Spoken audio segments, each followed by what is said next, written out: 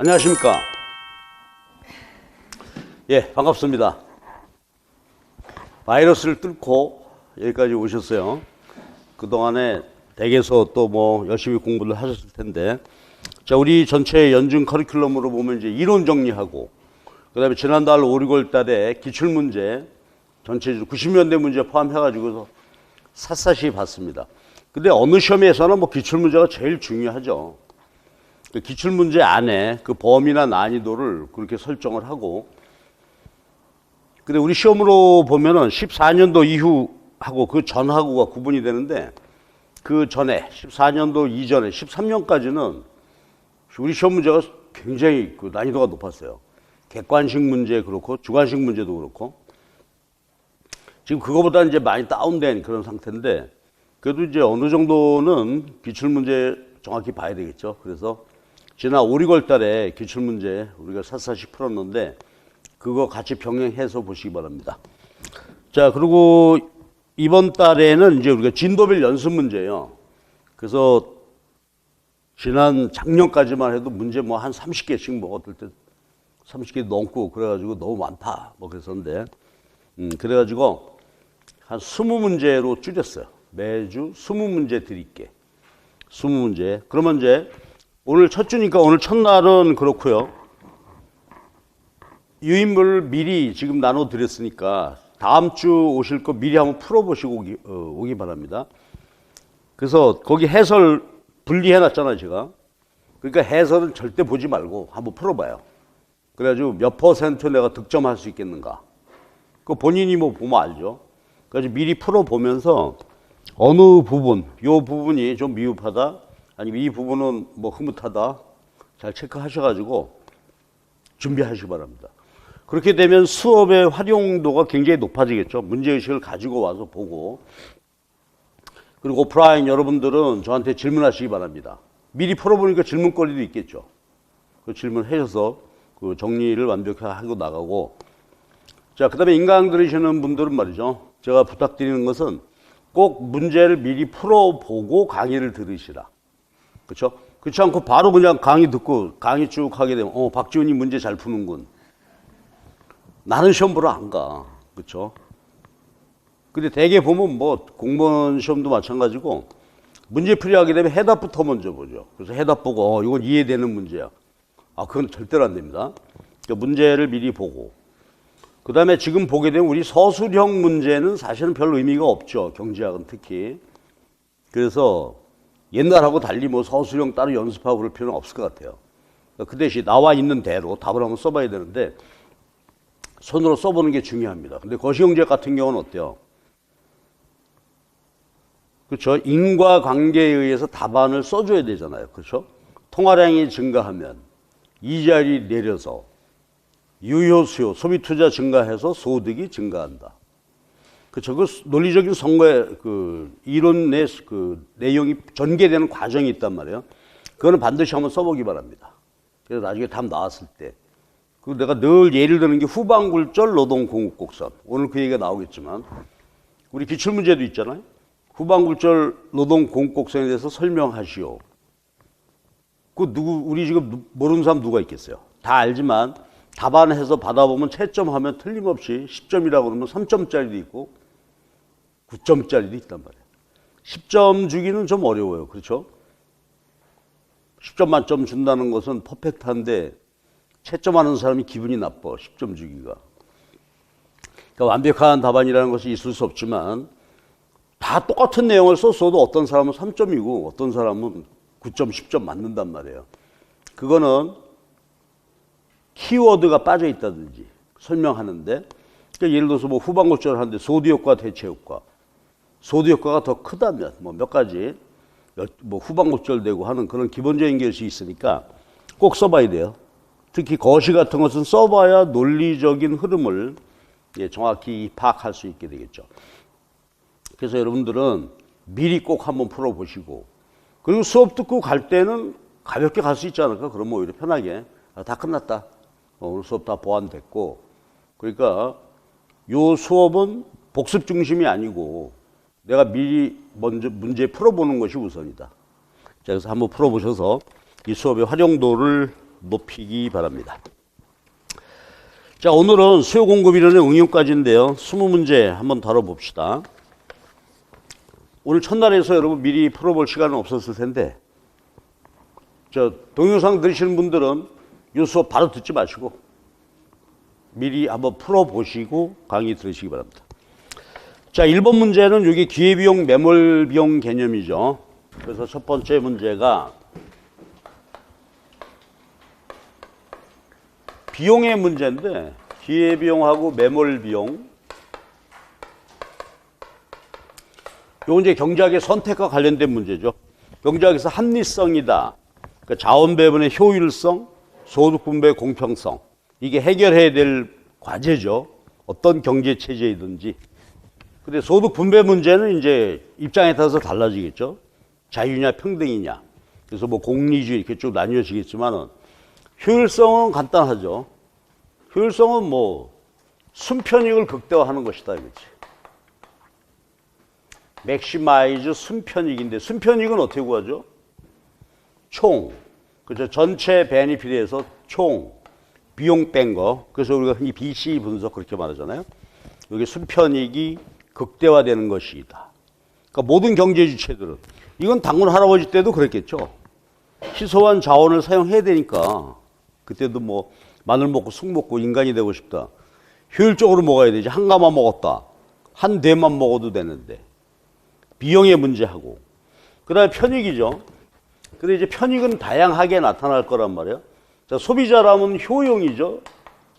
기업이라고 하면 매출액, 총 수입이 되겠죠.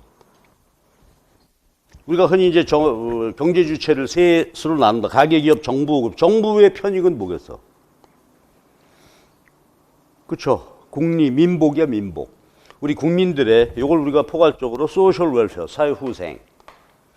그 편익은 다양하게 나타난다. 근데 이것을 위해서 각각 이제 비용이 지불돼야 되죠. 기업이라면 비용 들어가야 되는 거고, 소비자라면 자기 호주머니에 돈이 나가야 되고. 야, 이게 문제죠. 정부의 소셜 웰페어 위해서 쓰는데, 비용은 뭘로? 세금으로. 그래서 우리가 흔히 할 때 국민의 혈세다 그러잖아요. 그러니까 그 귀한 세금을 걷어서 잘 써야 되는 것이고. 비용 편익 분석인데, 자, 편익은 다양하게 나타나는 거고, 이제 비용이 문제인데, 우리 알다시피 기회비용 개념이다, 경제학에서는. 여기 이제 화폐적 비용 플러스 포기한 대안의 가치. 그죠? 포기한 대안의 가치 중에서 제일 높은 거. 그러니까 요거를 비용으로. 자, 그래서 기회비용은 말 그대로 기회비용이죠. 다른 기회 할 수 있는 거 포기했으니까. 그래서 화폐적 비용에다가 내가 포기한 것의 최고 가치. 그 다음에 이제 또 하나 비용은 매몰 비용이 있죠. 매몰 비용은 이미 지나간 일인데, 아, 내가 과거에 잘못 선택했다. 그래서 비용이 들어갔다. 이건 어떻게 돼? 과감히 포기해야 되죠. 그러니까 매몰 비용은 포기하고 기회 비용은 사전적으로 신중하게 봐야 되겠고. 그러니까 이제 경제학의 기본은 순편익 극대화니까 전제 조건이 소비자들은 주어진 소득으로 효용 극대화하고, 기업은 비용 들여서 수입 얻었으니까 요 차액이 이윤이 되잖아요. 그래서 이윤 극대화 해야 되겠고, 물론 국민은, 정부는 뭐 세금 걷어서 해야 되니까 역시 사회 전체적인 소득, 세금 제약하에서 사회후생 극대화. 이것도 넓은 의미의 소셜 웰페어 극대화가 된 것이죠. 그래서 모든 경제 주체는 다 효율적으로 행동한다는 전제하에서 간다. 그래서 편이니까 비용 봐야 되고. 그 다음에 또 하나는 여기서 편익 비용인데, 이건 토탈 베니핏, 토탈 코스트가 아니라 뭐다? 마지널 베니핏이죠. 마지널 베니핏, 마지널 코스트. 그럼 마지널 개념이라고 하는 것은 뭐예요? 그렇죠. 한 단위 어떤 행위가 추가될 때마다 그때. 그래서 이걸 흔히 뭐 국가 재정 같은 걸로 보면 제로 베이스 검토다 이거야. 그러니까 여태까지 했다. 작년까지 이 사업을 했다 하더라도 올해 다시 추가해서, 그러니까 한계라는 개념이 나오게 되니까 경제학적으로 볼 때 어떻게 돼요? 한계 개념이 1860년대에 나왔는데 경제학에서. 그러니까 수학이 필요하겠죠. 미분, 미분이라고 하는 것은 독립변수 한 단위, 독립변수가 한 단위 변할 종속변수 변동분이니까 어떤 행위가 하나 추가적으로 이루어질 때 그로부터 증가하는 편익, 그로부터 증가하는 비용. 그렇죠. 이걸 따져서 하게 된다. 자, 그래서 1번하고 2번은 그 얘기를 하고 있습니다. 그래서 1번은 비용 얘기고, 1번은 이제 간단히 보게 되면 부동산 매입업자가 3년 전 1억당 샀는데 지금은 이게 2억이 됐는데 학교 부지로 기증했다. 그랬을 때 기회비용은 얼마예요? 지금 현재 시점에서 포기한 대가 얼마라고? 그렇죠. 2억이 되겠죠. 지금 내가 팔면 2억 받을 수 있는 걸 포기했으니까 현재 기회비용은 2억이고 매몰비용은 옛날에 샀던 거, 그 옛날에 샀던 게 내가 없어지게 됐죠. 그래서 비회비용, 매몰비용이고, 그다음에 납원 같은 것도 재밌죠. 변호사가 시급 10만 원을 벌 수 있는데 사무원 일하는 게 마음에 안 들어. 그 해고하고 자기가 직접 일했다.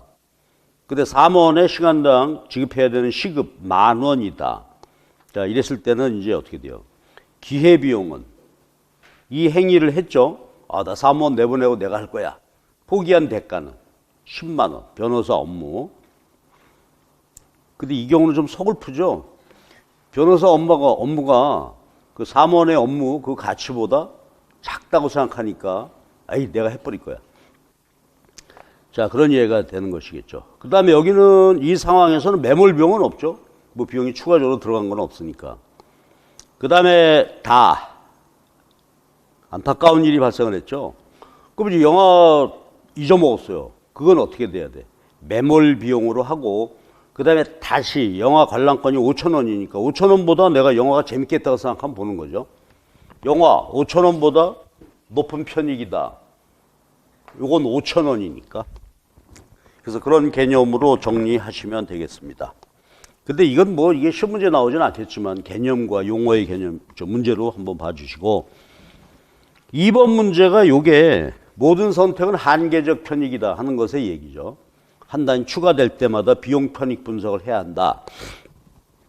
그러니까 바로 그런 얘기입니다. 요게 아마 회계사 기출 문제였는가 아마 그랬던 것 같은데 회계사 문제였을 거예요. 바로 그런 얘기죠. 그러면 공부 시간에 따른 과목별 점수, 과목별로 3시간씩, 그러니까 주어진 시간은 9시간이죠. 공부할 수 있는데 어떻게 될까? 그러면 거기 주어진 데이터는 뭐죠? 경제학 3시간 하면 73점 맞을 수 있고 2시간 하면 60 점수니까 이건 토털이지. 그걸 뭘 구해야 되겠어? 한계 점수. 제로, 공부 1시간도 안 해도 경제학은 25점, 영어 30점, 수학이 40점이야. 경제학 과목이 제일 못됐죠. 뭐가 흐뭇해. 근데 수학, 이건 이상하다. 수학은 안 해도 40점 받나? 하여튼 그런 경우란 말이에요. 그러니까 요 0시간일 때 점수는 그냥 기본적으로 받을 수 있는 점수다. 그런 뜻이 되겠죠. 그럼 이제 경제학 하나만 볼까요? 1시간 추가할 때 한계 점수는 얼마? 20점 되죠. 1시간 추가해서 증가한 점수가 20점입니다. 하나 더 해볼까? 2시간째 한계 점수는 15점. 3시간째 한계 점수는 7점. 한계 점수 체감하고 있죠. 이걸 효용이라고 한다면 한계 효용 체감이 되는 것이고. 그럼 이제 어떻게 하면 되겠어요? 편익 비용이야? 비용은 똑같죠. 1시간이라는 비용은 똑같이 발생하고 그 대신 편익이 점수로 파악해야 되겠잖아. 그러니까 비용은 주어져 있으니까 한계치가 큰 순서대로 그렇죠. 1시간 최초 공부해서 제일 높은 득점 차례로 찾아가면 된다. 그렇죠?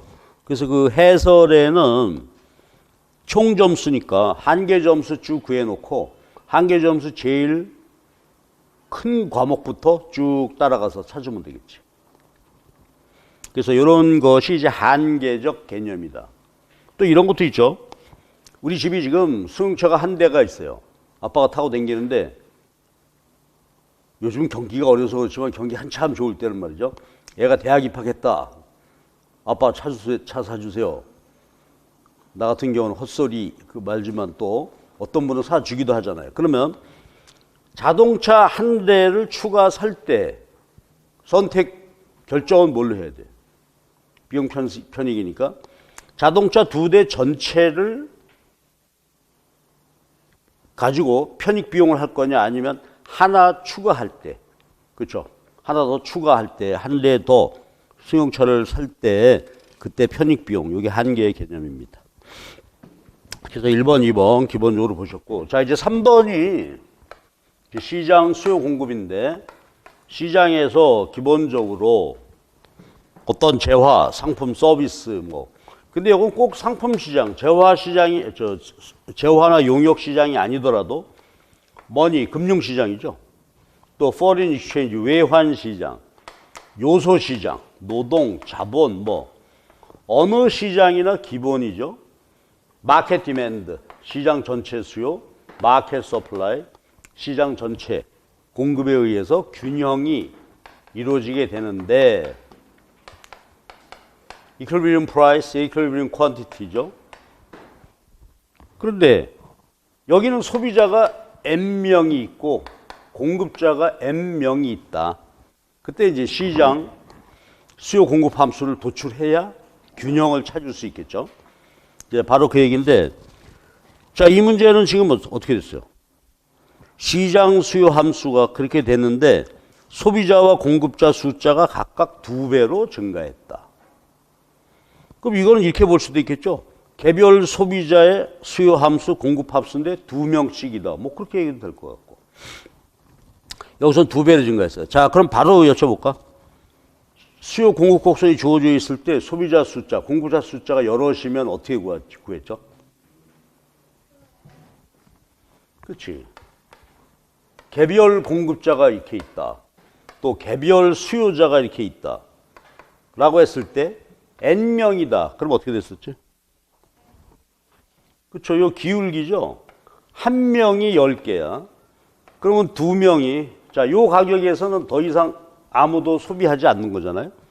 그래서 가격 제로일 때 놓고 보게 되면 한 명이 제로일 때 10개 소비하겠다. 2명이면 동일한 수요를 갖는 경우죠.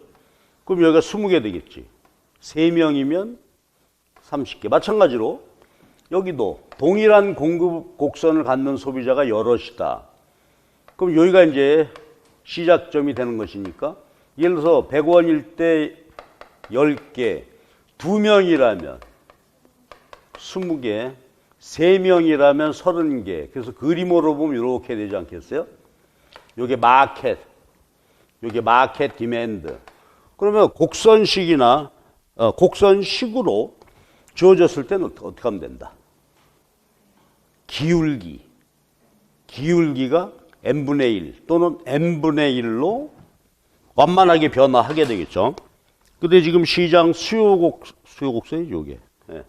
수요곡선이 180 빼기 12Q. 그럼 어떻게 하면 된다고? 요거를, 그쵸. 소비자 숫자대로 나누면 되죠. 기울기가 완만하게 되니까.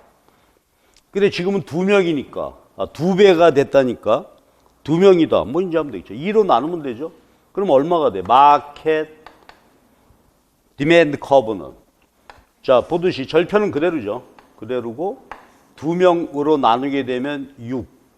그렇죠. QD. 이게 마켓 디맨드다. 자, 공급 곡선은 80 플러스 8 인디비주얼 공급자 요게 80 플러스 8의 QS니까 마찬가지 이치로 마켓은 어떻게 구한다? 요것을 M으로 그렇죠? 나눠서 구하면 되겠다. 그런 다음에 이제 균형을 찾으면 되는 것인데 한번 해볼까요? 균형 찾기 처음이니까.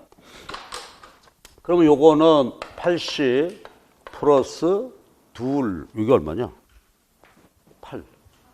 8이니까 4Q가 되고, 요거는 180 빼기 6Q. 그러면 균형에서는 어떻게 돼요? 수요량하고, 원래 오리지널 정의는 수요량과 공급량이 같다. 근데 지금 이건 이제 곡선식으로 줬으니까 이쪽으로 가면 되겠죠. 수요 가격, demand price하고 supply price가 같다. 그쵸? 그럼 이걸로 풀면 되니까 요게 demand price. 자, 한번 말해 줄래요?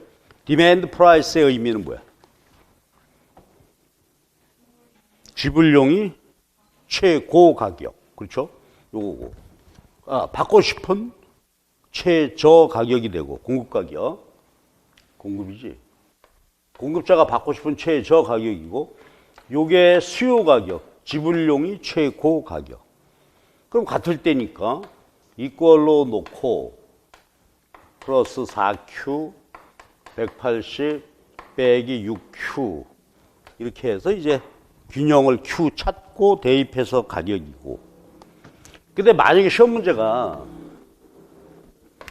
개별 공급 함수, 어떤 한 기업의 개별 공급 함수가 뭐 100 빼기 100 플러스 이 Q가 이 P가 되고 이런 식으로 함수식으로 줬다 이거지. 그렇죠? 개별 수요량 수요 함수식으로 공급 함수로 줬다. 이거 10, 100 플러스 빼기 0.5의 P 이게 주어졌다면 마켓은 어떻게 되죠? 시장 전체 수요 함수는 여기 지금 N명이 있죠.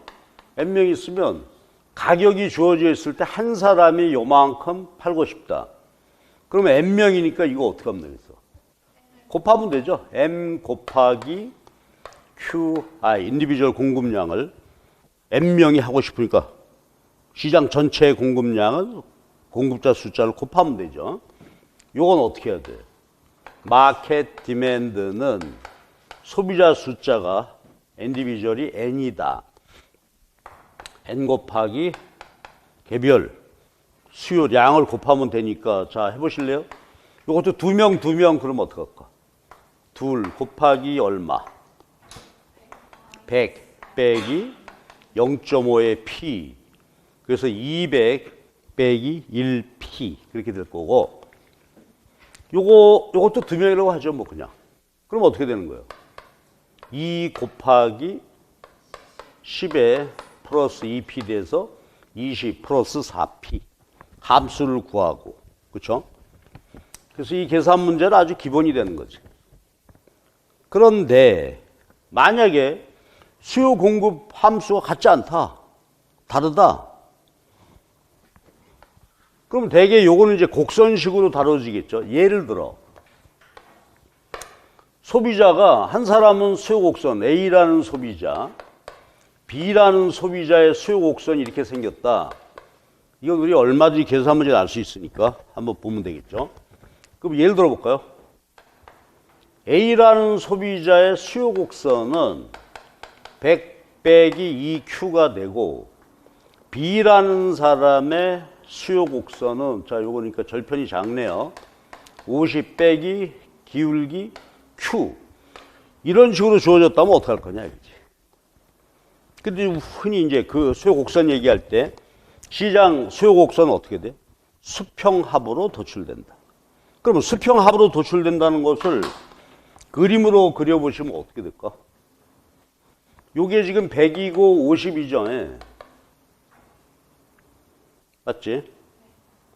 50 이렇게 돼 있단 말이에요. 그러면 가격이 50원일 때까지는 어떻게 돼? 둘 다 소비하죠. 근데 50원 이상이 되면 누구는 소비 안 해? B는 소비 안 하죠. 그러니까 이걸 수평합이다 표현해 보면 어떻게 그려야 될까? 이게 B라고 하게 되면 50 이상일 때는 누구만? A만 소비하고 50 이하일 때 자 여기 좌표점 어떻게 찾을까? 가격 제로일 때 이게 A의 수요량이죠. 요건 B의 수요량이니까 시장 전체 수요량은 두 개를 더 해야 되겠지. 요거 기준으로 요게 B의 수요량이고 A의 수요량이 요만큼이니까 요만큼 어떻게 됐어요? 더했다는 개념이 되겠죠. 그럼 요 점을 굴절점이 되겠죠. 요 점이 굴절점으로 해서 이렇게 되지 않겠어요? 이게 전체 마켓 디맨드 커브 도출하는 아이디어다 이거야. 그렇죠? 그래서 그림으로 보면 이렇게 되어지고 그리고 이제 함수식으로 주게 되면 이걸 해서 그림을 그리게 되는데 어디 적절할 때 나중에 연습 한번 해보기로 합시다. 공급도 마찬가지죠. 이것도 그냥 한번 해보실래요? 공곡선 서로 다르다. 그러면 어떻게 돼?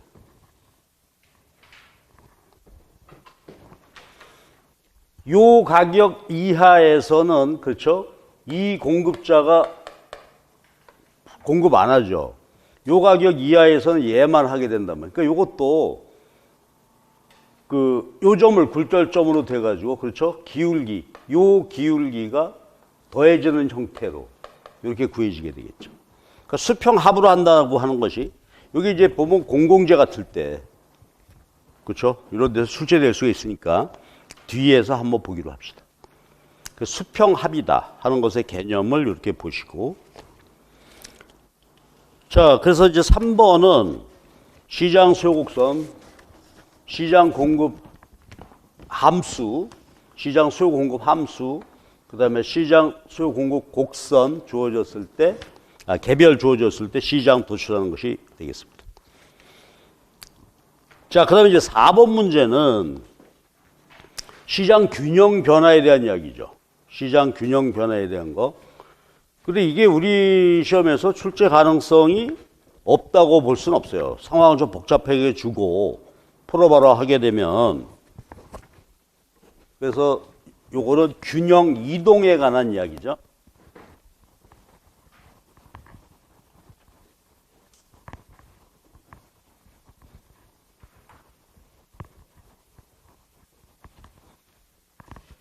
자, 이제 3번 위에서 균형에 대해서 보셨어요? 그러면 시장 균형이 이루어져 있을 때 우선 개념부터 한번 해보시. 수요량 변화, 그건 뭐죠?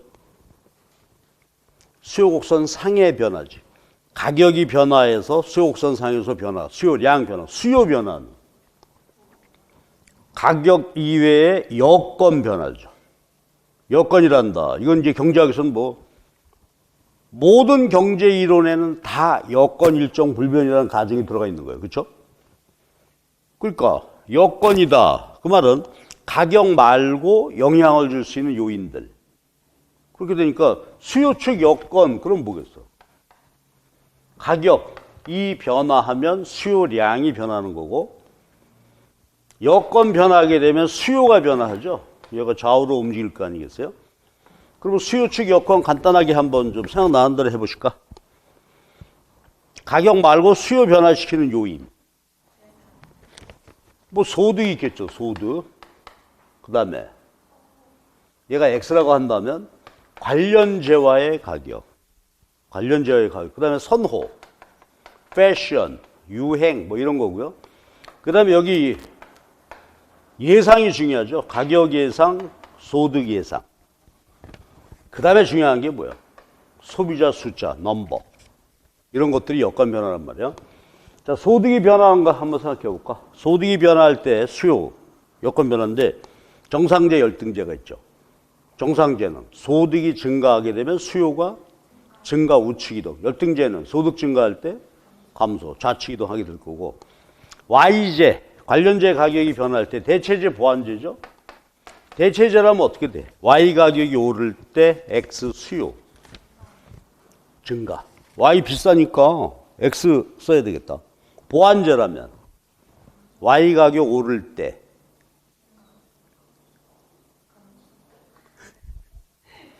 나를 헷갈리게 하지 마. 내가 좀 보완재라고 그랬지. 보완재. 보완재는 동시에 소비해야 되는 거니까 커피 설탕 얘기를 늘 했잖아요.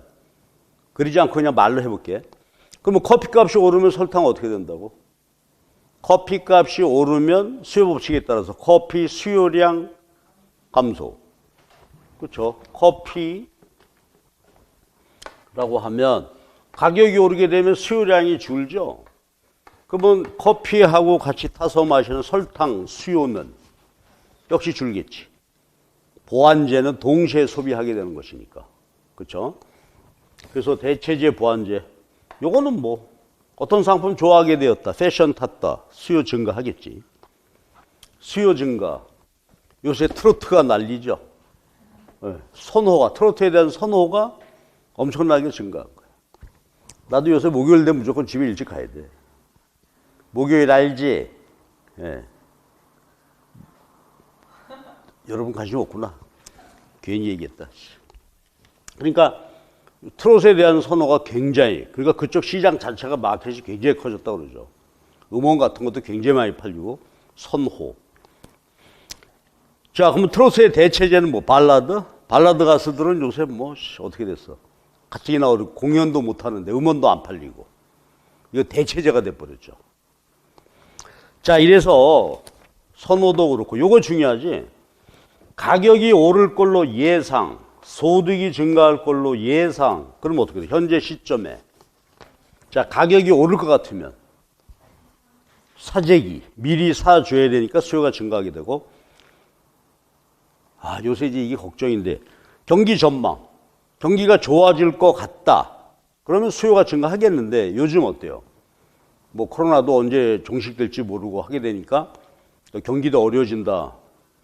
그러니까 소득이 침체될 걸로 예상, 경기 침체 예상되면 진짜로 침체가 되는 거죠. 모든 수요가 감소. 그래서 예상이 아주 중요한 것이죠. 그 다음에 이건 뭐 두말할 거 없지만 중요하죠. 자, 소비자 숫자가 증가했다 그러면 아까 우리가 했던 것처럼 개별 수요 더해서 시장 수요가 되는 건데, 소비자 숫자가 증가하게 되면 당연히 시장 수요가 증가하겠지. 그럼 요거 한번 해볼까요? 요거 하나 연습해보게 되면, 만약에 요거와 관련돼 가지고 수출이 증가했다. 그럼 요거 뭘까? 어떤 제품에 대해 가지고 국산품 선호가 좋아져서 수출이 잘 된다. 그럼 시장 분석 어떻게 해야 돼? 도메스틱. 국내에서만 장사했는데 이제 외국 사람들도 와가지고 사간다 이 말이야. 그럼 어떻게 될까? 그렇죠. 수요가 증가하겠죠. 예. 여행이다, 여행. 그러면 관광 수출 그러잖아요. 그럼 그 얘기 해보자고. 뭐 중국 요코라 그러나 그때 굉장히 들어오다가 안 들어온다, 많이 들어온다. 다시 더더군다나 이제 사회주의 국가에서 뭐 여행 금지 그런 짓도 했잖아요. 시진핑이가. 그래서 수출이 줄었다. 그럼 어떻게 될까? 여기 마켓 디맨드인데 여기는 어떻게? 도메스틱 수요도 있고 포린 수요도 있었잖아요. 중국인이다. 그러면 중국 와서 수요가 있었는데 안 온다. 중국에서 안 보낸다. 그러면 여행이라는 수요가 어떻게 돼요? 요게 사라지게 되니까 수출한다고 하는 것은 수출한다는 것은 수요 변화입니다. 많이 오다가 안 온다. 그러면 증가하는 것이고 다시 여행을 재개한다. 수출이 증가한다. 그러면 어떻게 돼요? 해외 수요가 추가되는 것이니까 얘는 증가하게 되죠. 그래서 나중에 무역이론 같은 데서 그 수출 분석이다. 그러면 수요가 변하는 거야. 그럼 미리 한번 해보게 되면 수입은 뭐가 될까? 수입은. 우리가 수입해 쓴다는 얘기는 독일 맥주 먹는다. 그럼 국산 맥주 말고 외국에 대한 수요가 생겼으니까 입작 공급으로 보게 되면 어떻게 돼요? foreign supply가 공급이 증가한단 말이에요. 그렇죠? 그래서 수출 증가는 국내 수요, 도메스틱 수요의 변화를 가져오게 되죠. 다시 한번 해볼까? 수출이 증가하면 어떻게 돼요? 수출하기 시작했다. 아니면 수출이 증가했다. 그러면 국내 수요가 증가하는 것이고. 자, 여기에 이제 공급. 근데 이게 중요하죠. 공급은, 자, 질문. 공급 곡선, 우리가 시장이 완전 경쟁이라고 한다면 공급 곡선은 뭐죠? 정확히 말해봐. 개별 기업의 공급 곡선은 뭐다? 그렇죠? AVC 곡선 위에 있는 MC 곡선이죠. 이게 한계 비용 곡선이야. 완전 경쟁이라고 하게 되면. 그러면 기본적으로 비용이 증가하는 변화가 생기면 어떻게 돼요? 비용이 증가했다 하게 되면, 그렇지. 비용이 더 들어갔어. 공급 곡선이 상방이동, 공급 감소 요인이 되겠지. 그럼 내가 말씀드릴 테니까 한 번씩 생각해 보십시오. 임금, 이자, 렌트, 요소 가격이 오른다. 공급 감소, 비용 증가, 공곡선 상방이동, 좌우로 보면 좌측. 공급 감소가 되는 거고, 기술 진보 어땠어요? 자, 기술 진보는 뭐였지? 요소 절약 현상. 요소가 절약되니까 똑같은 생산해도 요소 투입량 줄어서 비용 감소. 그럼 어떻게 돼? 공급 증가하겠죠. 그래서 요거는 이거 오르는 거라고 하니까 매치되진 않는다. 따로 할게. 이건 비용이 오를 때이고, 기술 진보는 비용이 내리는 경우고, 그 다음에 또 우리 중요하게 오늘도 나오겠지만 기업에게 세금을 부과했다. 종량세, 종가세. 세금 매게 되면 그만큼. 기업 입장에서는 비용 부담이니까 비용 증가, 공급 감소. 보조금 주면. 보조금을 주는 것은 내가 비용 들였는데 보조금액만큼 얘가 마이너스가 되겠죠. 코스트 다운. 그래서 공급이 증가하게 된다. 그래서 일단 공급의 중요 변화 요인은 비용입니다. 비용이 변화 요인이 되겠고, 그 다음에 여기도 관련재와의 가격이 있는데 여기도 대체관계, 보완관계가 있죠. 근데 공급은 아무래도 좀 또악하니까 한번 해봅시다. 공급에 있어서 대체관계래. 그거 뭐겠어? 공급에 있어서 대체관계다. 우리 수업에서 제가 얘기 들었던 것은 밭농사 짓는데 콩 심을까 팥 심을까, 이 밭에다가 주어진 생산 요소가 있고 얘도 될 수가 있다. 그랬을 때 만약에 얘하고 X하고가 공급에 있어서 대체제인데 오르면 어떻게 될까? 그렇죠. 나는 X 만들 수도 있고 Y 생산할 수도 있는데 Y 값이 오르게 되면 X를 줄이고 Y 공급량을 늘리니까 X 공급은 감소, 좌측 이동할 거고, 보완제, 만약에 Y하고 X가 보완제다. 그래서 우리가 예를 들었던 게 두부와 비지. 두부 만들면 비지는 저절로 나와야 되죠. 그럼 두부 값이 오르면 비지는 어떻게 될까? 증가하겠죠. 두부 가격이 오르게 되면 공급량 증가, 비지 공급 증가. 원유 같은 게 나오죠. 자, 잘 들어봐봐. 경기 회복. 공장 가동 높아졌어. 중유나 경유 사용이 증가해. 그럼 휘발유는 어떻게 될까요? 휘발유 공급.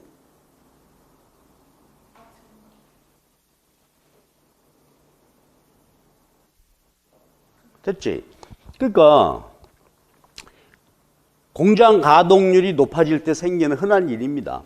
공장 가동하는데 공장 돌리기 위한 경유나 중유 생산 늘려야 돼요. 그러면 원유를 들여다가 원유를 통째로 이건 경유 만들고 그런 게 아니잖아. 얘 만드는 비율에 따라서 휘발유가 덩달아 생산되니까 생산의 보완제란 말이야. 자, 그럼 어떻게 될까? 공장 가동률이 높아진다. 중유, 수요가 증가해서 중유 값이 오르겠지.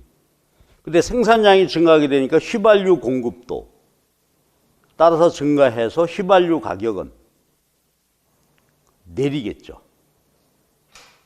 다시 해볼까? 자, 중유, 산업용 기름, 수요가 증가했어요. 그러면 이제 보완제니까 이거는 수량 중심으로 가야 되잖아요. 경제 회복이 됐다. 중유, 수요가 증가해서 생산량 증가하게 되면 휘발유 시장에는 무슨 일이 생기겠냐 이거지. 중유하고 휘발유는 얘 생산하면 얘가 덩달아 생산되는 거니까 공급이 증가하겠죠. 그래서 휘발유 값은 폭락하게 되는 거예요. 중유 값은 오르고. 그치? 그래서 공급에 있어서도 이런 이야기. 근데 재밌게도 이상하게 우리 공무원 시험이나 우리 시험에서는 공급에 있어서 대체 보완 얘기는 잘 안 물어. 잘 안 물어. 근데 고등학교 수능 시험에서는 경제 시험에서 이걸 또 무지하게 물어요. 그거 묘하더라고. 자, 그래서 요거 이제 보셔야 되겠고, 그 다음에 아까 했던 대로 예상이죠. 가격 예상. 공급 측면은 어떻게 될까? 가격이 오를 걸로 예상된다. 그러면 공급자들은 아주 못되기가, 그렇죠. 안 팔어. 쌓아놓고 안 팔어. 사재기. 그렇죠. 소비자는 사재기고 공급은 요거 매점 매석. 그렇죠. 오를 것 같으니까 안 팔고 문 닫아. 그래서 공급이 줄게 됩니다. 가격이 오를 걸로 예상되면. 그러니까 예를 들어서 가격 예상해 보게 되면 소비자들은 어떻게 된다고? 야, 이거 뭐 지금 경제 위기가 오고 또 외국의 원유 가격이 오를 것 같아. 그럼 소비자들은 미리 더 사두려고 하고, 공급자들은 공급을 줄이게 되니까 진짜로 가격이 폭등이야. 그러니까 예상이라고 하는 것은요, 예상한다. 그럼 그대로 되는 거예요. 경제에 있어서. 그렇지? 예상한다. 그대로 돼. 근데 살다 보면 이게 그런 것 같아. 쟤는 좀 이상해. 그럼 나중에 보면 그 짓을 하지, 걔는. 그러니까 친구 만나고, 특히 이제 여러분 시험 합격하고 바로 배우자 찾으러 나가야지. 쟤 좀 이상해. 그러면 이상한 놈이야, 그 놈은. 그렇죠? 그러니까 예상이라고 하는 것은 대개, 더더군다나 뭐 농담 삼아, 그렇죠? 기분 나쁜 예상은 어긋남이 없어 하듯이. 요거 딱 예상 요인. 그 다음에 여기도요, 숫자. 공급자 숫자가 증가하면 어떻게 되는 거야? 그렇죠? 시장 공급이 증가하겠지. 그러니까 아까 얘기했던 거예요. 수입하게 되면 어떻게 돼? 국내 공급자가 열심히 도메스틱 하다가 시장 개방해서 이게 수입되기 시작한다. 그러면 어떻게 된다고? Foreign supply가 추가되는 거예요. 공급자 숫자가 증가하게 되니까 수평합이죠. 요만큼 마켓 서플라이는 증가하게 된다 이거지. 그렇지? 그러니까 시장을 개방하게 되면 국내 공급 증가, 수요 어떻게 됐었죠? 수출도 하기 시작하게 되면 국내 수요도 증가하게 된다. 그러니까 수출 수입 동시에 개방했다. 그럼 이렇게 있다가 다시 한번 시장 개방, 수출하기 시작한다. 국산품에 대한 수요가 어떻게 되고? 증가. 수입, 시장 개방, 외국 공급자가 추가로 생겼으니까 이것도 증가해서 전체 거래량은 증가하고, 그리고 자유무역하게 되면 좋은 점이 뭐야? 가격이, 그렇죠? 낮은 건 높아지고 높은 건 낮아지고, 그래서 가격이 쫙 일물일가, 생산물 가격 균등화가 이루어지면서 시장 거래량은 많아지니까 자유무역하는 것이 어떻다? 글로벌, 그렇죠? 글로벌 스탠다드 개념 볼 때 자유무역하는 것이 유리하다. 교역량이 증가하고, 그러니까 전 세계 자유무역하는 것이 유리하다. 트럼프 어때요? 그렇게 하다 보니까 미국 맨날 적자만 본다. 그렇죠? 중국 놈, 그렇죠? 한국 놈도 마찬가지야. 미국에서 볼 때는. 일본 놈, 동양 3국, 얘들이 어마어마한 미국 시장에 흑자를 낸단 말이에요. 그러니까 자유무역하니까 우리 손해다. 국익을 위해서 더 그레이트 아메리카 뭐 이러면서 보호무역으로 가려고 하는 것이죠. 그러니까 자유무역하면 좋은데 일부 국가가 그런 식으로 한국같이, 그렇죠? 중국은 이제 규모가 더 크겠지만 그런 일이 벌어지게 되면 무역 갈등이 되는 거죠. 그게. 무역이론에서 나중에 보면 되겠습니다. 자, 그래서요, 수요 공급의 여건 변화, 요 간단하게 우리 정리했어요. 요거는 다 아는 거니까 인식해 주는데, 4번 갑시다. 이게 흔히 이제 많이 다뤄지는 거예요. 북한하고 할 때 요 문제 다루기 쉬우니까. 지금 뭔가 건물을 폭파시키고 저거 난리죠, 쟤들. 저거 폭파시키는 바람에 내가 보기엔 한 5, 6년 동안은 이제 우리 국민들 마음이 싸늘하잖아. 니네, 아유, 저걸 폭파했어? 다시 지어야지. 지어놓고 그 다음에 한번 만나주실래요? 뭐 이래야 되지. 근데 이게 이제 잘 됐다. 잘 관계가 좋아져서 쌀 지원 재개됐을 때, 그쵸? 쌀 시장에는 어떤 일이 생기겠냐. 그 다음에 거기 보면 비료 이렇게 돼 있죠. 예. 여러 가지를 생각할 수 있는 그냥 하나 예를 한번 다뤄보는 건데, 그렇다면 여기가 쌀 시장이야. 여기 비료. 그럼 이제 아까 얘기했던 건데요. 북한 지원을 한다 하는 것은 아까 얘기했던 뭐하고 똑같아. 수출하는 거하고 똑같지. 그렇죠? 북한에 대한 수요가 새롭게 생긴 것이란 말이에요. 그러면 우리끼리 쌀 도메스틱 디맨드, 요건 도메스틱 서플라이인데 원조 쌀 지원 수요가 생겼죠. 이거는 수출하고 똑같아. 근데 북한에다가 지원한다고 하지만 사실 공짜로 주는 게 아니죠. 정부가 뭐 교류협력기금인가요? 그걸로 쌀 사서 보내주는 거니까 수출한다고 하는 거, 지원한다고 하는 것은 새로운 수요 하나가, 그렇죠? 원조, 지원, 요 수요가 새로 생긴 거란 말이에요. 그럼 시장 전체 수요는 어떻게 되겠어? 마켓 디맨드는, 그렇죠? 요게 마켓 디맨드 도메스틱 뿐이었는 이렇게 됐단 말이에요. 그러면 요건 수출 분석하고 똑같은데, 그럼 가격이 올랐죠? 시장 거래량이 이렇게 됐어요. 수출하게 되면 누구는 유리해지고, 수요자 공급자 중에서 공급자지. 소비자들은, 자, 요 얘기요. 도메스틱 디맨드, 국내 수요자들 입장에서 보면 북한 지원해 주는 바람에 수요 증가, 가격이 올랐다. 가격 올랐죠. 소비자 잉여의 변화는, 그렇죠. 요만큼 소비자 잉여는 줄었어. 생산자는 이제 수요가 증가셈이 돼서 가격 오르고 많이 팔 수 있게 되니까 이렇게 돼서 파란 면적은 생산자 잉여 증가, 그 다음에 요게 전체 경제적 잉여 증가하는 것이죠. 수출 측면에서의 잉여 변화란 말이야. 쌀 시장에는 이런 변화가 생길 테고, 그 다음에 비료는 무슨 관계가 있어? 쌀하고 비료가? 쌀 생산량이 증가하게 되면 비료와 쌀 생산은 원자재죠. 쌀 생산량이 증가하려면은 요건 뭐 보완 관계 이거보다는 뭐 돼요? 원자재. 원자재 수요가 증가하게 된다. 이렇게 보면 되겠지. 그 생산 증가하게 되니까 생산에 필요한, 쌀 생산에 필요한 원자재 비료, 비료 수요 증가하겠지. 그럼 비료 수요가 증가해서 비료 가격이 오르게 되니까, 자 보세요. 쌀, 북한에 지원해주는 쌀, 저기 하게 되면 그 쌀 생산을 위한 원자재 시장의 변화 어때요?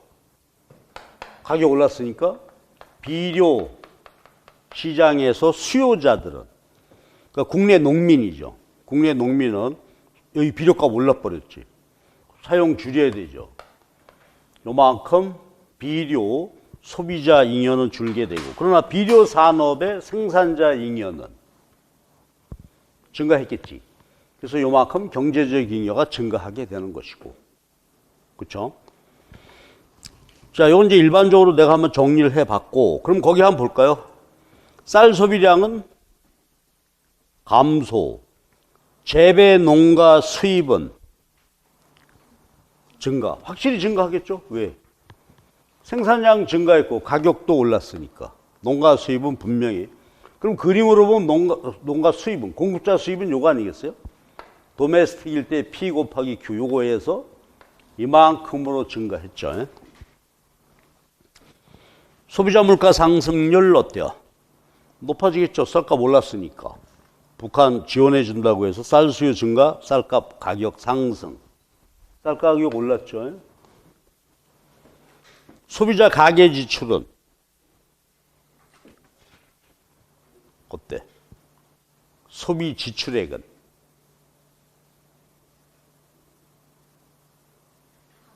조금 생각해봐. 가격이 변화할 때 소비 지출액. 이것만 보여드릴까? 이거 국내 도메스틱이죠.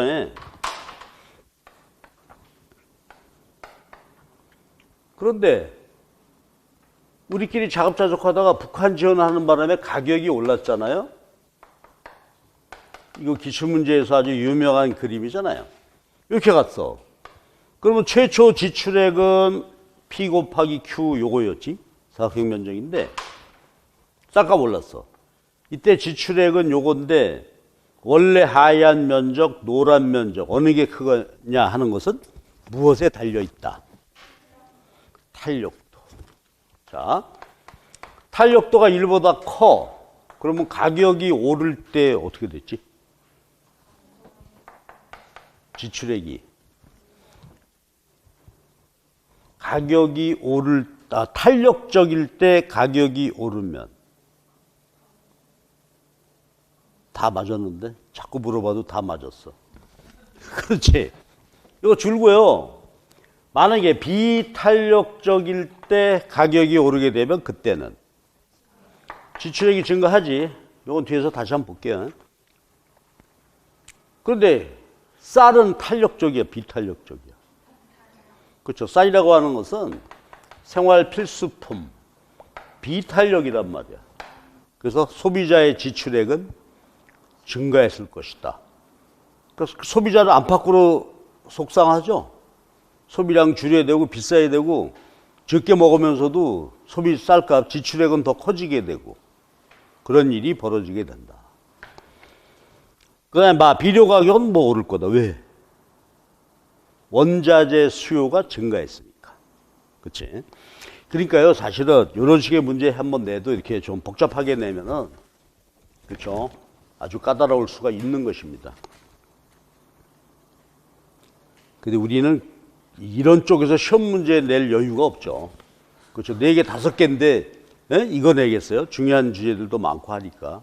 그렇긴 하지만 언제 나올지 몰라. 자, 5번입니다. 자, 이제 수요 공급에서 균형, 그 다음에 여건이 변화하면, 그렇죠? 이런 식의 변화가 일어나서 시장에 변화가 생기게 되는데, 그 다음에 이제 경제학에서, 미시경제학에서 시장 균형에 관련된 이야기죠. 시장 균형과 관련된 개념이. 크게 보면 이제 경제학에서 5번 문제와 관련된 것은 시장 균형이 존재하냐. 그 시장 균형이 안정적이냐. 안정성이냐. 그 다음에 요거. 존재하면서 유일한가? 3가지야. 시장 이론적으로 볼 때는 시장 균형이 존재하냐? 존재하는데 하나만 있냐? 그 다음에 이건 우리가 많이 봤죠. 시장 균형이 안정적이냐 하는 문제는 뭐지? 균형으로부터 불균형이 발생했다. 균형이 깨졌을 때 어떻게 다시 자율적 조정 과정을 통해서 균형을 회복할 수 있겠느냐 하는 것이죠. 근데 우리 공부한 걸 보면 미시, 거시, 국제경제, 수지론 할 것 없이 다 균형이, 다 안정적 균형입니다. 균형에서 벗어나면 돌아오게 돼 있죠. 이런 것에 관한 분석인데, 우리 시험에서는 대개 요거까지는 하지 않고, 그쵸? 그냥 존재하는 걸로 놓고 하는데, 요 문제가, 요거, 유일하느냐, 요것도 하고, 존재하느냐 하는 문제가 다뤄질 수는 있겠다. 그치? 그래서 요거 한번 보시죠. 1사분면, 2사분면, 3사분면, 이게 맞나? 이게 맞아요? 이게 1사분면, 2사분면은 어디야? 여기지. 여기가 3인가? 여기가 3이야? 오랜만에 했어. 그러면 균형이 존재하느냐 하는 문제는 뭐예요? 그렇죠. 수요, 공급 곡선의 교차점이 일사분면에 존재하면 요거는 시장 균형이 존재한다. 그런데 이런 경우도 있을 수 있겠죠. 만약에 시장 균형이 이사분면에 존재한다. 근데 우리 지금 문제 그림은 여기 존재하는 거예요, 여기. 그렇지? 근데 극단적으로 해서 시장 균형이 여기 존재한다. 이런 거는 예를 들기도 어렵겠죠. 이거 뭐야? 마이너스 가격, 마이너스 수량이니까. 짜장면 먹으러 가야지. 근데 어떻게 했다고? 요 균형. 어떤 놈이 한 달에 짜장면을 예를 들어서 5그릇 먹었는데, 한 그릇 5,000원짜리인데, 짜장면을 5개. 근데 마이너스잖아, 이거. 이게 뭐야, 도대체?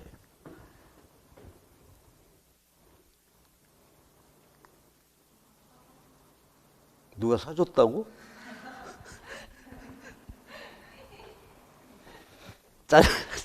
짜장면집 말하기도 힘들다, 이거. 5번 갔어, 5번. 그리고 갈 때마다 짜장면 한 그릇은 5,000원인데, 짜장면집 갈 때마다 어떻게 했다고? 5번 갈 때?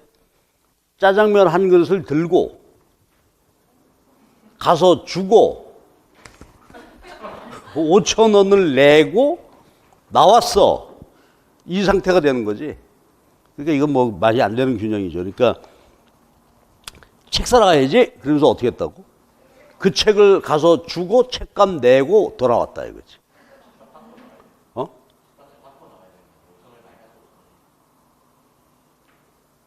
그래, 책값을 받고 왔다. 아씨, 이거 하지 마. 이거 말도 어려워. 그지? 요거 한번 보시죠. 가만있어 봐. 그렇지. 마이너스 5,000원이니까 어떻게 된 거야? 짜장면을 주고 돈을 받아가지고 오늘. 그러네. 예. 요거 내가 틀렸어. 없었던 일이야. 요거죠. 요게 우리가 알다시피 뭐 자유제죠. 그러니까 거래량은 제로 플러스인데 가격이 마이너스가 된단 말이야. 그래서 요거를 자유제. 그럼 요건 이제 의미는 이렇게 해석해 봐야 되겠죠. 가격이 뭐 예를 들어 1,000원 마이너스 말이 안 되니까 가격 제로일 때 기준으로 보면 수요량보다 어때요? 공급량이 더 많죠. 가격 제로에서 초과 공급 상태가 되니까 그 말은 가격 지불 안 해도 그렇죠? 얼마든지 그냥 가서 나는 소비할 수 있는 그런 상황이 되죠. 공짜 소비할 수 있다. 이게 자유제야. 자유제. 프리굿. 그 다음에 얘가 그거다. 아까 내가 얘기했던 얘가 요거네. 그치? 어디 갔어? 얘. 가격이 5,000원이고요. 짜장면이 5개니까 또 틀릴라. 말해봐봐. 이거 어떻게 된 거지? 그치? 짜장면집 갈 때 가서 짜장면 주고 돈을 내고 나오는 거지. 그렇지? 이번엔 잘했냐? 그래서 요거는 자유제야. 근데 요거는 그냥 우리가 예로 들어서 우주여행이라는 예를 들죠. 우주여행이다. 그거는 지난번에 어디 그 테슬라인가? 거기서 회사에서 사기업체에서 쏴서 보냈죠. 근데 이 경우를 보게 되면은 최소 한 단위 기준으로 볼 때 소비자의 지불용의 가격보다 공급자의 공급 가격이 더 높다. 이 말은 뭐예요? 공급자는 나는 최소한 이 가격 받아야 되겠다. 소비자의 지불용의 가격은 요거밖에 안 된다. 그러니까 예를 들어서 이게 우주여행이죠. 여러분 신혼여행, 이거 신혼여행 상품을 판대. 나사에서. 수요. 얼마까지 낼 용의가 있습니까? 한 바퀴 달 돌아오는 거야. 지불용의 가격 얼마? 거길 왜 가? 그쵸? 거길 왜 가? 거기 보니까 벌써 오래전에 내가 봤는데 6개월 동안 훈련 받아야 된대. 그리고 뭐 최근 몇 개월 안에 외과 수술 받으면 안 되고 뭐 그런 게 있더라고. 그럼 왜 가냐고. 전 세계 중계되면 가서 뽀뽀도 못 하고. 자, 그러니까 수요 가격은 싸단 말이에요. 거기 왜 가? 수요가 없어요. 그러나 거기 한번 보내려면 어떻게 될까? 이거 비용이라고 그랬죠. 그러니까 소비자들 거기에 대해서 선호가 없어. 지불 요금이 싼데 비용이 굉장히 많이 들어가는 경우는 어떻게 돼요? 그럼 보세요. 시장 균형이 존재한다 하는 얘기는 플러스 가격이 플러스 시장이니까 이게 뭐야? 어떤 재화가 경제재로서 시장에서 재화로서 굿으로서 거래되는 것이냐 하는 것이 요거 결정은 균형이 존재하느냐. 얘는 균형이 존재하지 않는다. 그럼 얘는 거래되지 않는 거죠. 그러나 지금 현재는 재화로서 경제재가 아니죠. 얘는 자유재고 얘는 이런 이유로 거래되지 않는 거야. 그러다 여건이 변화하면 어떻게 돼? 얘들도. 그냥 이렇게 들이대 볼게. 이런 일이 생겼대. 뭐야 이거 우주여행에서. 어떻게? 지난번에 얘기했던 대로 기술진보, 민간 사기업도 나도 한번 해볼게. 기술진보 이런 것이 있다면 얘가 앞으로 어떻게 돼요? 한 100만 원 내고 둘이 갈 수 있다. 그럼 나라도 한번 가보고 싶다. 그렇죠? 그러니까 기술진보 싸게 할 수 있다. 아니면 여러분 삼천갑자 동방사기라는 말 들어봤어요? 동양 역사상 가장 오래 사는 사람이야. 3000년씩을 뭐 수억 번을 살았대나 뭐 그런 분이에요. 근데 가서 우주여행 가가지고서 지구 한번 보고 오면 생명 연장이 된다. 뭐 그러면 수요가 증가하겠죠. 그러니까 여건 변화하면은 얘도 언젠가는 경제자가 되겠죠. 예? 요거 옛날 공기와 물을 자유재라고 얘기하는데 자유재의 경우도 여건 변화됐죠, 지금. 어떻게 돼? 서울 시민 숫자가 뭐 수요가 엄청나게 증가했어요. 깨끗한 물 공급 줄었어요. 그러니까 그 조그만 거 하나 1,000원씩 500원씩 내고 사 먹고 있잖아. 내가 여기 바로 요 동네가 여기야. 옛날에 여기 놀러 와가지고 어릴 때 물 먹었어요. 겨울에 와가지고 스케이트 타고 난로 깨서 얼음 먹고 그랬는데 어느 만큼 지나니까 이제 독극물 먹으면 안 돼. 근데 요즘은 다시 또 정화해서. 그래서 여기서 얘기는 뭐냐. 시장 균형이 존재하는 것이 재화로서 거래되고 균형이 존재하지 않는 거죠, 이거. 이건 재화로서 거래되지 않는다. 아까 이 경우 포함해서. 근데 여건이 변화하면 얘들도 경제재가 될 수 있고 아니면 지금은 경제재지만 뭐 이렇게 됐다든지 공급이 왕창 증가한다든지 아니면 아예 수요가 없다든지 이렇게. 그렇게 되면 경제재지만 지금은 사라지겠죠. 그런 게 뭐가 있을까? 우리 옛날엔 경제재였는데 지금은 없다. 얘가 없다, 얘가. 흑백 TV. 흑백 TV 지금 보는 사람 있겠어요? 없죠. 근데 참 재밌는 건데 우리 전자산업, 가전제품이 세계 최고죠, 지금. 그렇게 되는데 크게 공헌한 게 어딘 줄 아세요? 중국이야. 중국이 13억이 TV를 보기 시작을 했어. 20년 전에. 어떻게 됐을까? 한국에, 그렇죠? TV 산업이 잠도 못 자고 생산해냈다고, 흑백 TV를. 그때 이제 엄청나게 기술 개발도 되고, 그래서 중국 덕분이야, 그거는. 하여튼 그래서요, 그런 이야기입니다. 됐죠?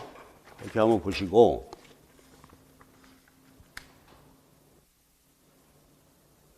6번까지 보고 좀 쉬었다 갑시다. 6번까지가 이제 시장에 관한 이야기인데, 이런 식의 형태가 출제될 수 있겠죠. 그러니까 수요 함수에 대한 이해. 조금 전에 수요량과 수요 그 얘기 하면서 수요 곡선상 변화는 가격 변화고 여건이 변화하게 되면 수요가 변화했죠. 수요 공급이 변화했단 말이에요. 바로 그거죠. 자.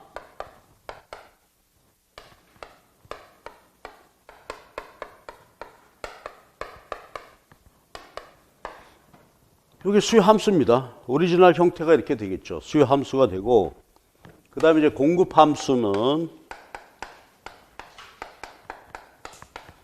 그럼 보세요. 우리가 일반적으로 얘기할 때 수요 함수, 기억나시죠? 얘는 function of px, 소득, yj 가격, 뭐 예상, 뭐 숫자 이렇게 썼잖아요.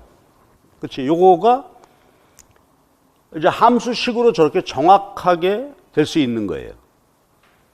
그러면 우리가 이제 시장에서 재화라고 할 때 보면은 요거 공급 함수 아니에요. 그러니까 실제로 함수인데, 그럼 여러분이 어느 회사에, 예를 들어서 초콜릿 회사 사장님이다. 그러면 우리 회사 공급 수요 함수를 알아야 되겠지. 우리 회사 제품 수요 함수를 알아야 돼요. 그럼 이거 어떻게 알아낼까? 이게 흔히 얘기하는 시장 조사하는 겁니다. 끊임없이 전화하고 매장에 가가지고, 매장에요, 어떨 때는 손님보다도 직원이 더 많아요. 장사 안 될 때는. 실제 그렇습니다. 코너마다 봐가지고 도대체 이 코너가 새로 신제품을 해서 입점을 시켜놨는데 안 팔려. 이유가 뭘까? 그래가지고 거기서 물어봐. 옆에 서가지고. 나 직원인데요. 그렇게 묻질 않고. 이거 어때요? 아유, 이건 뭐 별로. 예를 들어서 통조림이다. 식감이 안 좋아요. 그 일일이 다 조사한단 말이에요. 시장 조사를 하는 거예요. 그래가지고 요 함수가 도출된 거예요. 자, 그럼 봅시다. 함수 그대로 보게 되면 이거 말이 안 되는 함수지만 그대로 한번 보시면 요 20은 뭐지? 가격도 제로고 yj 가격도 제로고 소득도 제로. 독립변수가 모두 제로일 때도 얘는 20개가 팔리더라. 그렇죠? 뭐 공짜로 사은품 주는 건지 하여튼 모르지만 이런 의미를 갖게 돼요. 그러니까 요거는요, 사실은 통계 분석의 정확도를 높이기 위해서 그냥 상수를 하나 주는 거예요. 그냥 그렇게 상수항이라고 보시고. 그 다음에 요거 보실래? 가격. 요 앞에 1이 있는 거잖아요. 앞에 부호가 마이너스니까 뭐지? 가격과 이 제품 수요량은 1대1이다. 그렇죠? 이론 오르내릴 때마다 수요량은 한 개 변화하는 것이지. 한 개씩 변화. 그럼 얘가 변화할 때 얘가 한 개씩 변화하는 것은 뭐예요? 수요 곡선상 변화다 이거지. 이론 오를 때 한 개. 그렇지? 이렇단 얘기고. 그 다음에 얘는 우리가 앞에서 공부하듯이 얘는 지금 수요 곡선 이 1차원, 저 2차원이죠. 2차원 평면은 두 변수만 표현할 수 있잖아. 근데 여러 변수가 존재한다라고 하게 돼. 이걸 그림을 그리면 요건 이제 어떻게 돼요? 3차원 공간이 되겠죠. 밑에 px, py 해서 높이. 여기 수요량이 결정이 될 거고, 여기는 x 가격, y 가격, 뭐 이런 식이 되겠잖아요. 그러면 여기는 지금 2차원 평면에다가 요 두 개 변수만 표현됐으니까 요거 한번 해봐봐. 앞에 여기 그냥 이렇게 돼서 재미는 별로 없는데 만약에 10원 올랐다 그러면 어떻게 될까? 지금 현재 상태 여기였었는데요. 가격이 10원 올라. Y 가격이 오르면 어떻게 돼? X 수요가 증가하는 것이다 이 말이야. 그렇죠? 플러스 10개가 됐어요. 그러면 얘가 변화하는데 앞에 플러스 부호라면 아까 했던 거 한번 해보실래요? 그럼 어떤 상태에서 여건 변화했다. 10원 오른다. 그럼 몇 개? 10개. 그럼 모든 가격 수준에서 똑같이 10개 가지 않겠어요? 이렇게? 그러니까 이게 수요 변화를 그림으로 보면 이렇게 표현되는 거예요. 얘는 또 어때? 소득이 1원 증가하면 이거 뭐냐? 100개가 줄어든대. 그럼 현재 상태에서 소득이 1원 증가하면 100개가 줄어드는 거죠, 여기가. 마이너스 100개니까 요건 뭐야? 그래서요, 수요 함수라는 게 여러 변수에서 영향을 받는데 우리가 수요 곡선 그릴 때는 뭐 가격하고 수요량의 관계만 그린 것이고 다른 변수들이 변하게 되면 그거는 여건 변화, 수요 변화다. 공급. 얘는 지금 X하고 PX인데 공급 곡선이 이렇게 있다고 하자고요. 자, 요게 뭐가 돼? 가격이 1원 변화하면 공급량은 2개씩 변화하는, 부호는 플러스, 그 우상향하겠지. 이렇게 되는 것이고, 이 상태에서 만약에 Y 가격이 100원 올랐다. 그럼 어떻게 되는 거야? 여기라고 했을 때 Y 가격이 이렇게 함수식이 이렇게 됐으니까 100원 오르게 되면 X 공급량은 100개가 증가한다는 얘기죠, 이렇게. 그렇지? 이것도 뭐야, 그러니까 여건 변화다 이거지. 그래서 요게 이제 함수로 보게 되면은 가격과 공급량, 가격과 수요량만 그리면은 수요 공급 곡선이고, 요거는 이제 우리가 분석할 때 여건 변화로 분석해야 되겠다. 됐지? 이제 상황 알았어요. 그러면 갑시다. 함수가 이렇게 주어져 있고요.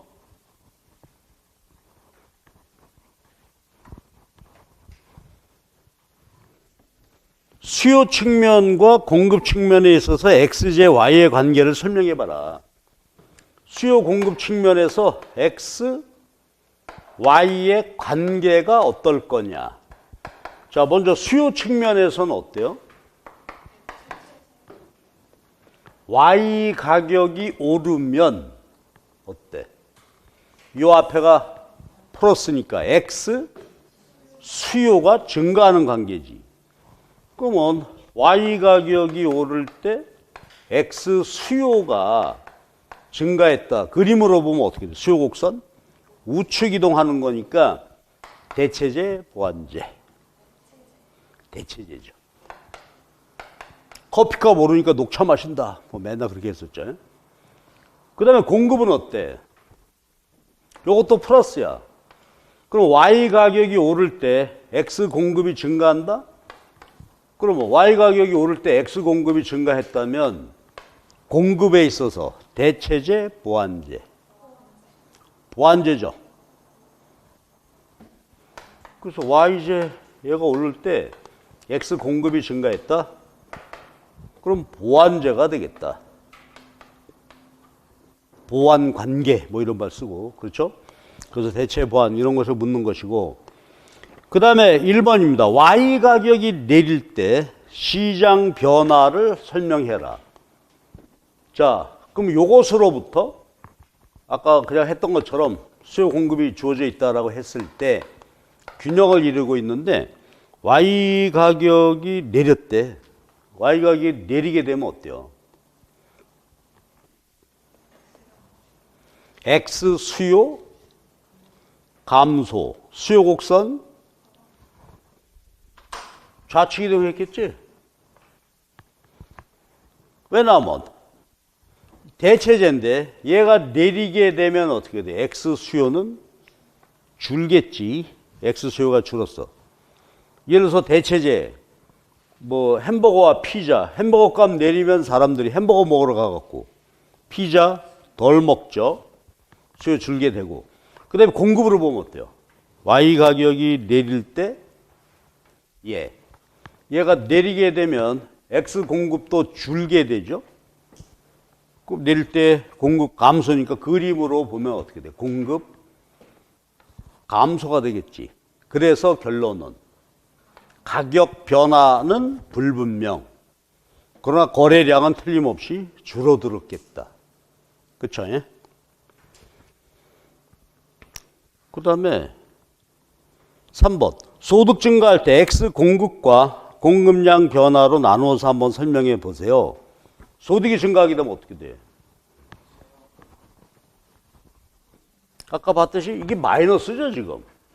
그러면 이 시장에 보게 되면 소득이 증가하게 되면 마이너스니까 얘는 일단 열등제지, 열등제. 소득이 증가할 때 소비가 줄어들어도. 그래서 얘는 열등제야. 그런데 뭘 물었다고? 공급에는 어때? X제 공급에는 변함이 없고 공급량은 줄었다. 그치? 이렇게 간 거니까 공급량 감소, 공급 곡선 움직이지 않았으니까 공급은 변함이 없다. 그치? 그렇게 되는 거고, 그 다음에 여기서 연습 하나만 하고 갈게요. 자, 이거는, 그렇죠. 출제 확률이 꽤 있다고 볼 수도 있는데, 만약에 시험 문제 이렇게, 아이고, 함수를 주고요.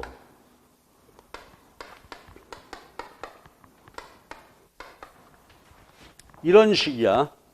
만약에 지금 현재 YJ 가격은 예를 들어서 5원이고 소득은 이게 너무 커서 계산 나올지 모르겠는데 소득이 2원이다.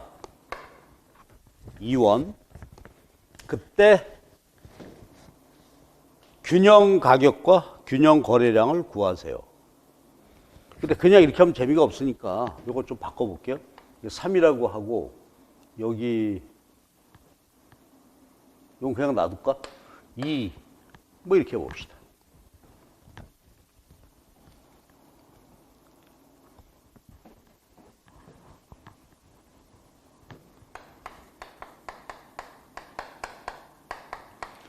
그러면 이거 우리 어떻게 풀어야 되지? 대입하면 되죠. 자, 보세요. 20 빼기 px에 y가 5면 이게 10이 되겠죠. 얘가 2가 되면 마이너스 200, 아이씨. 이게 계산이 안 될 것 같은데. 10이라고 바꾸고. 그러면 i가 2다. 그러면 어떻게 된 거야? 빼기 20. 그럼 보세요. 여건 일정 불변이라는 말의 의미가 여건이 5원과 2로 주어져 있다 그 소리야. 그러면 여건 일정 불변 주어져 있을 때 함수식으로부터 도출되면 얘들은 상수값이 돼버리죠. 그럼 해보면 어떻게 돼? 마이너스 돼서 플러스 10 빼기 px가 되지. 요게 가격이 5, 요거 2일 때야. 그 다음에 얘는 어떻게 돼? y가 5, 그러면 15 돼서 어떻게 돼요? 이렇게 되겠지. 그럼 그림 그려볼게요. 그럼 수요곡선은 이것이 균형이 없잖아 지금. 어떻게 하면 좋을까? 이걸 그냥 우격다짐으로 할게. 이게 여기가 30이라고 해보자고. 그럼 수요곡선이 30이 되고 기울기가 1이 그려지겠죠. 공급곡선은 이렇게 되겠지. 절편이 15이고 기울기가 2가 되는 이렇게 되겠죠. 예. 그럼 여건 일정 불변이란 말이 뭐라고? 수요와 공급에 영향을 주는 가격 이외의 다른 것들은 현재 상태에서 변하지 않을 때 균형입니다. 자, 그러면 이제 여건이 변화한다고 해봐봐. 가격이 5원에서 뭐 6원이 됐다.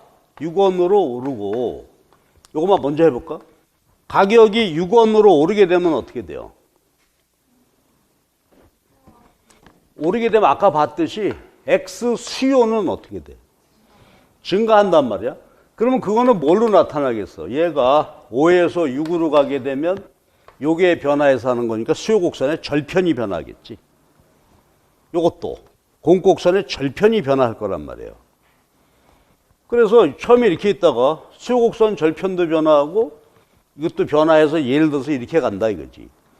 그러니까 여건이 변화하게 되면 지금 이런 식이 되니까 계산 문제 풀어보면 절편이 변화해. 수요 변화, 공급 변화.